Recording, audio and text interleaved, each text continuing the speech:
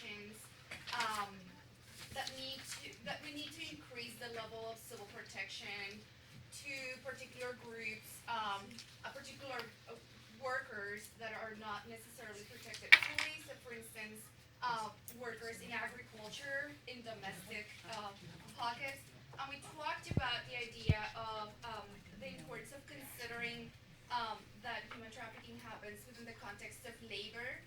And so it's like how people make contributions to the labor market in ways that are exploitative. So even if it is sex work, it's still a contribution that does not have a civil protection, and therefore people are more vulnerable. So the increase of civil protections in the labor economy is very, very important. Um, the other thing we talked about is how that information trickles down to different communities. So we noticed that in the U.S. There are particular pockets of group that have human groups that have been identified as having high risk of being victims of human trafficking, and yet not a lot of outreach to these groups. So how do we talk about multiculturalism, ethnic differences,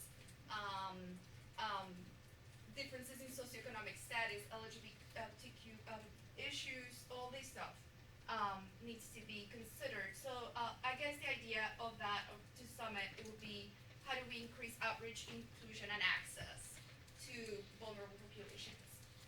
Um, um, Part of that, then we talked about how do people become acquainted to the hotline, how do they access this hotline, what does that mean to them, and we talked about the fact that perhaps for different cultures or different communities, that there needs to be lots of investigation regarding how people swallow and interact with the whole notion of human trafficking, so that there must be more accessibility in terms of education and so on and so forth.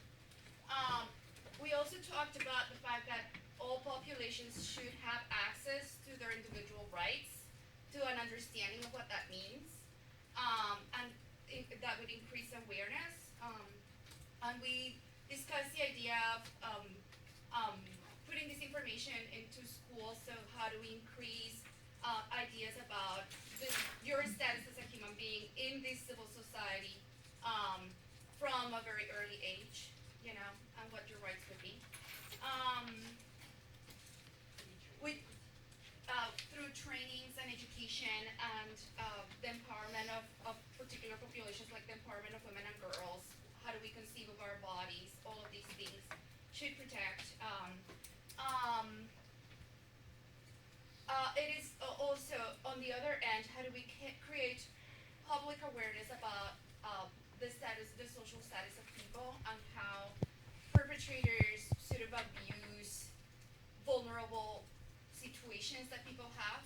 So like we don't have the other end of the conversation. We talk about empowering the victim, but we don't talk about how to make people aware of the fact that they're victimizing someone. And we talked about the idea that perhaps that lots of men may purchase sex and yet not perceive that they've done something wrong, or persons who employ inappropriately on a trafficking setting persons in domestic work and perceive that they're doing them a favor because they're paying them or whatever. So it's this like misperception of who the other is. We perceive that also educating the way that we interact with other human beings would perhaps decrease potential for human trafficking. I think just more beds. We talked about adding additional beds in safe houses, so that's one thing that could be passed in our legislative anti-trafficking bills that go to the Senate and the House, which is being more mandated services, and that those safe harbor laws are actually utilized and funded. Yeah. So funding for the already existing legislations. We talked about standardization of legislation and methodology, particularly in the U.S. We realize that some states do have the safe harbor legislations, some others don't, and that produces lots of problems in terms of being able to come up with a systematic way to measure incidents of human trafficking, come up with a systematic way of understanding what that is, how that looks like, how feasible it is to help a person in a particular state. And also it trickles down to policy, so how that legislation is actually interpreted by all the organisms that interact with victims, like the police, the legal system, so on and so forth, and we see lots of discrepancies across different states in terms of how people get treated. Just pick a couple more since we were. Okay, so, that's so much stuff. Sorry, so like this is a I think that one of the examples that epitomizes that problem of these discrepancies across is the issue of how we, work with immigrant victims of human trafficking, who is awarded T visas and who is not. It's typically decided by specific individuals who've interpreted the law in a different way. So like that has to be regulated, and there should be some sort of accountability in terms of decreasing discrimination, institutional discrimination, in these kinds of settings. Maybe also matching federal and state laws. And then, how do we come up with a way in which federal and state law can be similar so that we're all standardized, talking about the same thing across the board and measuring it similarly? And then we also talk about reliable sources of data. How is it that we can foster an opportunity for people to create ways to measure? That's about it. That's not. Thank you.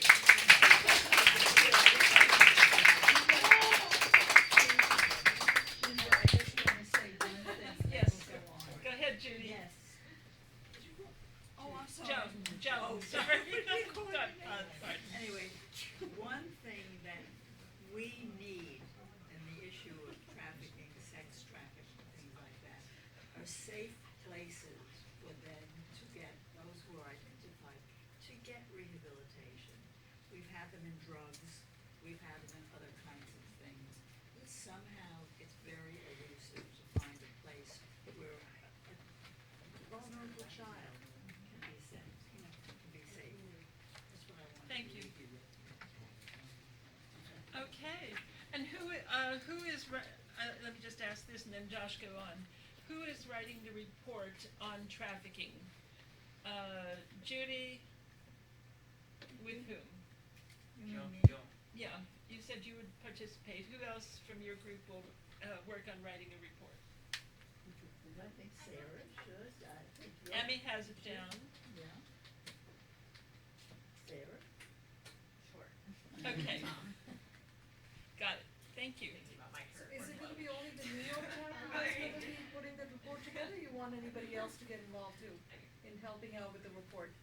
Might make more sense for members of the group to do it, just because Yeah. this is your group and your ideas, and I don't know when I'm gonna have the time to do this. So I was just wondering, do you want the New Jersey chapter to be sort of incorporating some of the?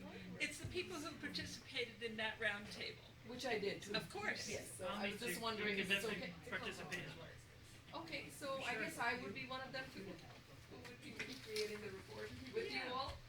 Real briefly, the We just idea will behind exchange this our is, information. it's just the beginning. This is just the first phase, the preparation. And then there'll be the interaction in Geneva, the consideration, which most people will be excited about exactly almost 1 year from today. We'll be able to maybe have a viewing party here at the office. And then after that, there's the adoption at the Human Rights Council in September 2015. And then hopefully we meet again like this to actually implement the recommendations. Because I think you did a really good job coming up with some comprehensive recommendations of what policies need to be done, but also in your communities what we could try to do to improve the human rights situation. And that's why we like the UPR in that, UNA chapters can learn and expand their knowledge about human rights in the international system, but more importantly, as Eleanor Roosevelt said, it begins at home. So it's great that you want to participate and help with writing, and then we can actually follow it throughout this year, and everybody grow their abilities to be able to advocate better for human rights in the US, and then we'll transition to this. Could I just make two comments that relate to this particular one? I just wanted to make two suggestions. One is, that the work that was done at Mount Sinai tried to, link the child abuse communities and the trafficking communities, and that's part of the education identification of victims and survivors.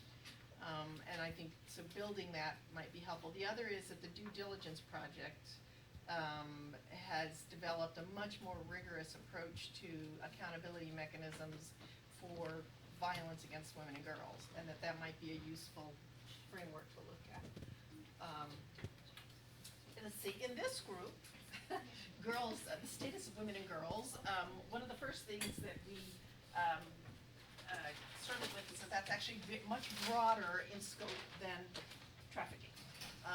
And so as we went into it trying to focus on the differences that might influence the kind of recommendations we make, including as it relates to age, partnership, schooling, where they live, who they are, what ethnic group, et cetera. I just wanted to highlight some of the bigger challenges that the group faced in actually trying to come up with recommendations. One was the specificity of the recommendation. Is there a bill before Congress? Is there an initiative? Is there an act that needs to be revised? Rather than more broader statements of what we would like to see. And that was challenging in that it takes that knowledge within the room, and there was that knowledge on some issues, but not on all issues. And therefore, maybe more work could be done to identify some of the specific hooks by which our beautiful visions can be brought forward.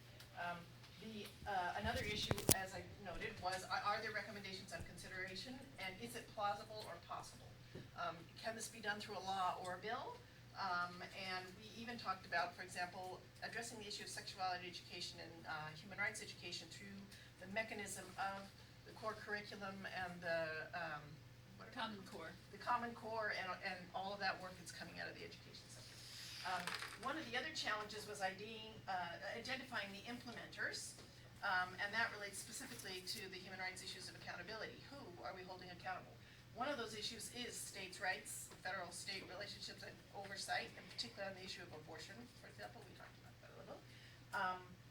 That does also relate to standardization, and I'm not, that's an issue for the U.S. to struggle with, but it's also an issue for Nigeria to struggle with, so I don't think we're alone on that one. Another one of the issues was, how do we have the U.S. government affect change within non-state actors, within corporations, within associations, other actors who are not under their direct purview or review. And then there were a couple of suggestions that actually related to U.S. behavior overseas in terms of how it implements its international assistance. We did want to emphasize that in making these recommendations, it's always good to praise the good, identify state programs which should be replicated, and then link that to recommendations for change. And finally, that in all of this, it's key to link it to the international agreements, and in a sense, domesticate those agreements, and that brought us into the discussion about human rights education.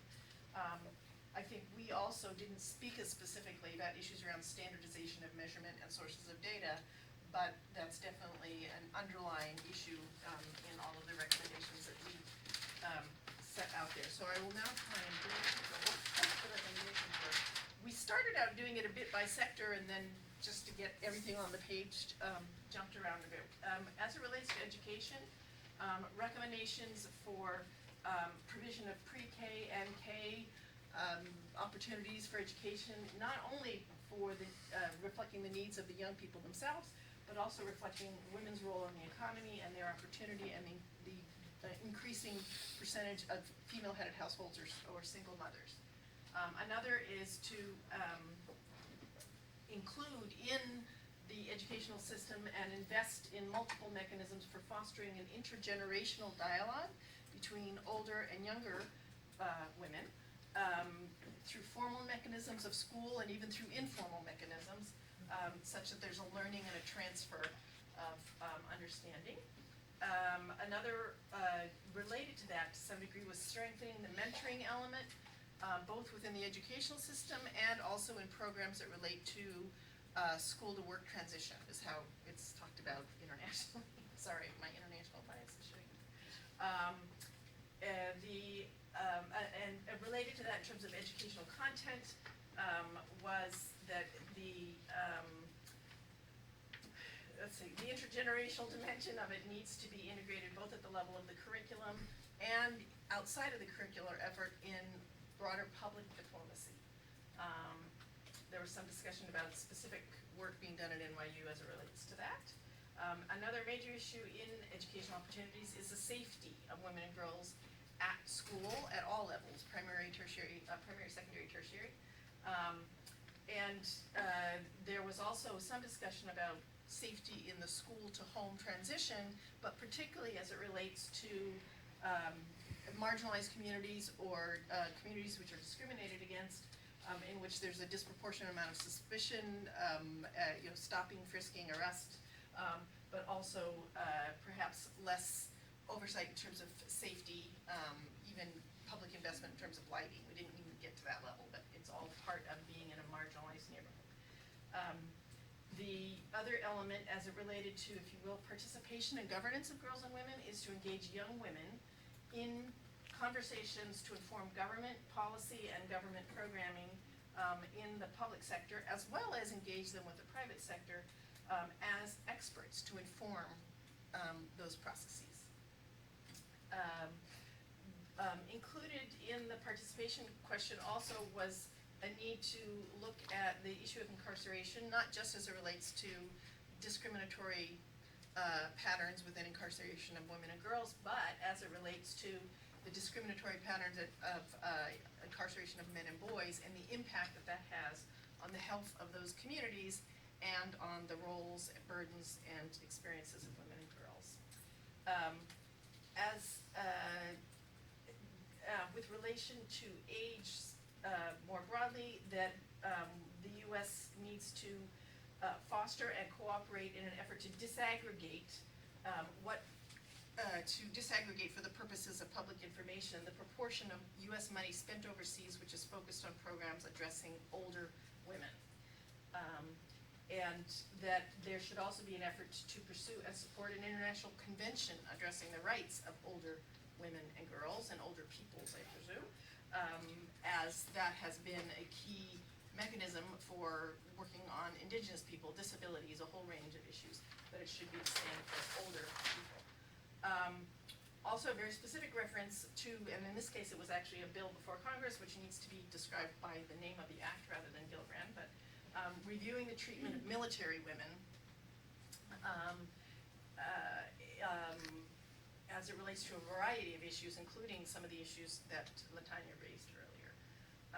With respect to immigration reform and immigration status, we didn't delve as much into some of the issues around access, poverty, and even some of the current hot debates as it relates to splitting up families or deportation, but did focus on the fact that a specific suggestion, where did Jose go? A specific suggestion that migrants who are here to study in the STEM fields be given preferential access to green cards, both because, migrant women, I should say, both because it is of help to them, but also that having those migrant women with STEM expertise in the U.S. context is helpful to the U.S. universe. There was also a call for the U.S. to ratify, and this is already outlined in the document you received earlier, ratify the Convention on the Rights of People with Disabilities without reservations, as well as CEDAW, the CRC, economic, social, cultural rights, and that under disabilities to be sure that it includes hearing impaired, not just deaf or blind, but the hearing impaired. Finally, the need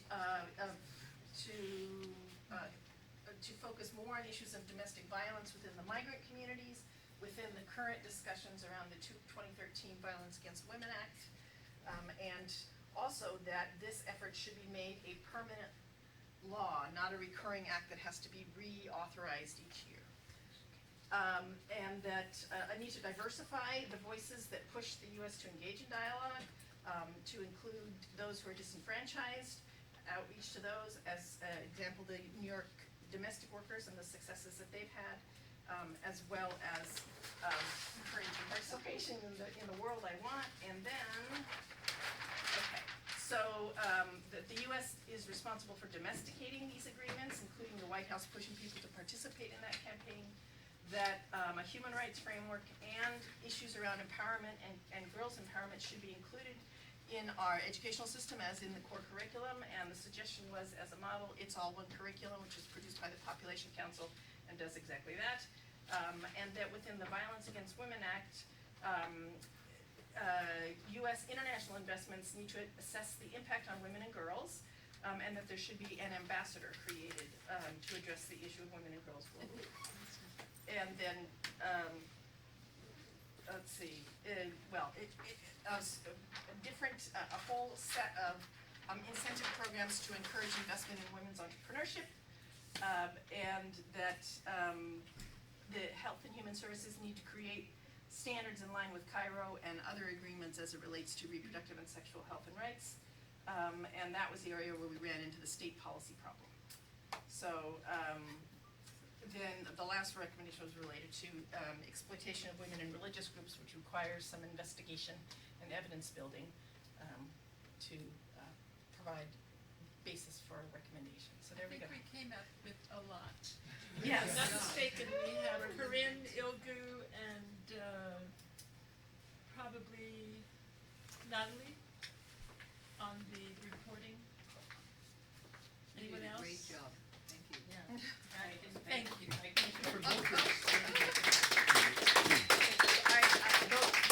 These ideas came from out here, so that's great. Now, I'd like to get Joshua to give a little bit more, and, 5 minutes on what I'll he's do it been in up, two. on what you've been up to, and how, Sure. Honored to be here. We were fortunate to launch this with Ryan. We did our first one at Georgetown, and then we did one in Chicago, and now we're doing one here. But I'm the UNA Vice President for Education in Hawaii, and we thought it'd be a great idea, as well as being on the Leo Nevis Task Force, of how do we bring the grassroots and the global together. And just watching you in action, it's great to see, is this exactly what we're hoping for?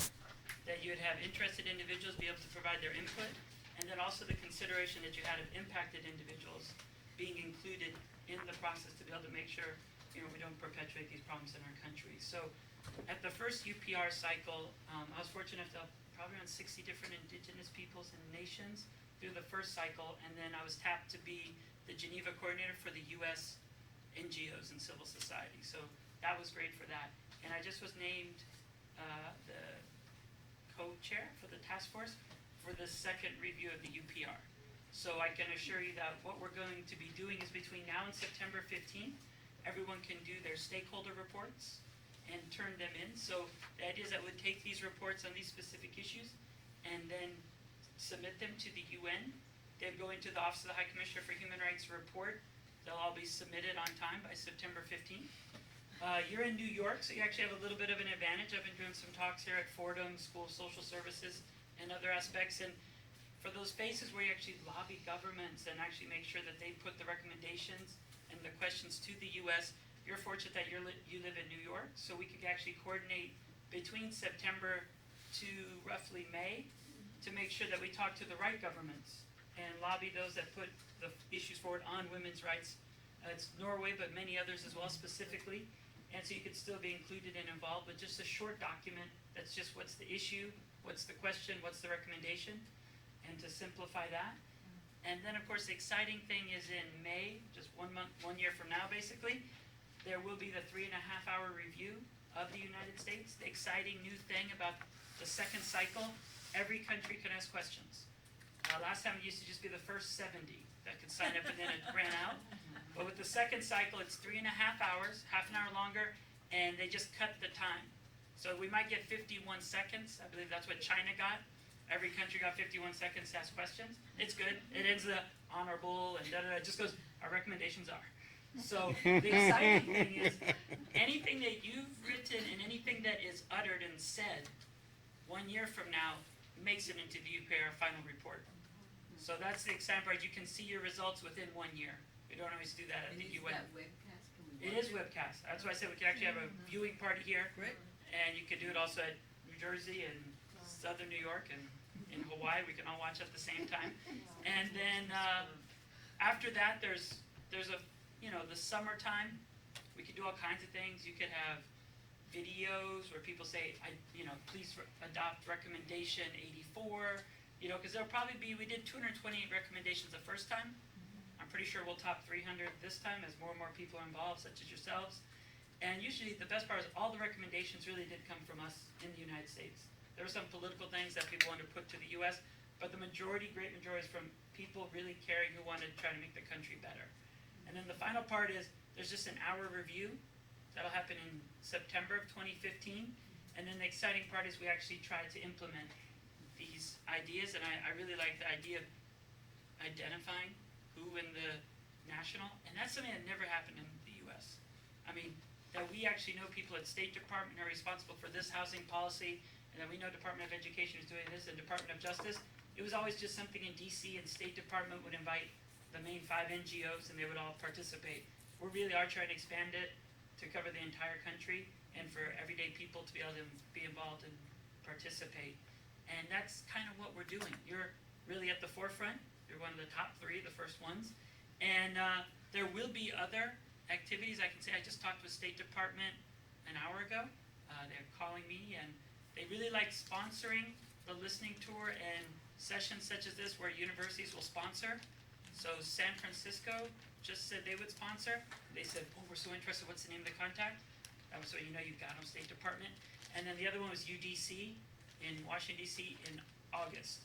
So State Department's now coming out and making different side events and, more importantly, these UPR consultations for community. Wait, can you speak about the State Department's involvement in the process? Sure. Just because I'm thinking it has to be independent, and what is their role in kind of?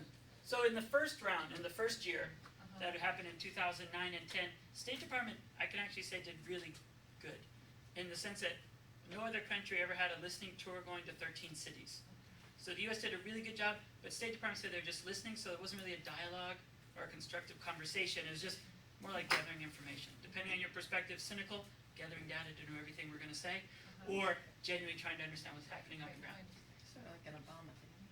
Right, so that was really good. No other country did that. The other best practice was we had a town hall meeting in Geneva for 90 minutes, like a mini UPR. So you had the 34 members of State Department delegation meeting with civil society in a pretty intense question and answer period, just like they did with just the governments in the UPR. What we're trying to do is, this of course was never done the first cycle of US, UNA chapters sponsoring. So this is new and reaching further down to the community level. But on the other hand, we do know it's great to actually talk and network with. So they're not controlling it, but they're supposed to also have consultation with stakeholders. So it's actually demanding them to do what they're supposed to do, and they're a little bit behind the power curve right now, because we really have till September 15th. So we're trying to get them to agree and come up with a format, and they never followed up from the first round. They said they were listening and then they would come back. But you know, as the thing works, most people get excited about seeing the US get grilled next May, and then, you know, as far as adoption goes and implementation, that's so hard, you know, and details. And so, you know, we lose steam. So what we're really trying to do this second round is not lose steam, is keep the US State Department, Department of Justice, all those different agencies involved, and actually grow it so that next May and September, we're actually just building momentum on specific things we really want to change in our country. Thank you so much, Joshua. Okay, so we have, I think, 2 or 3 people, I think, in each of the groups who will work on the reports, and you know, they are free to send questions to any of you who have been in the group for clarification, and we'll get out something to you as quickly as we can, and to the national organization so that they can put it into their larger report. And thank you so much. And then I think that for those of you who are interested, we will be doing something on incarceration and education in the prisons and things like that later, definitely in the summer, so that we can get a report in by September 15th ourselves as a division, because a number of our board members are very interested in that. And thank you again for coming, for participating. And join UNA if you have not already. I gave Ryan this papers we have in our room. Do you have another copy or? Yeah, I have other copies. What part of take part in writing? To take part in writing, what's requirement to take part in writing? Every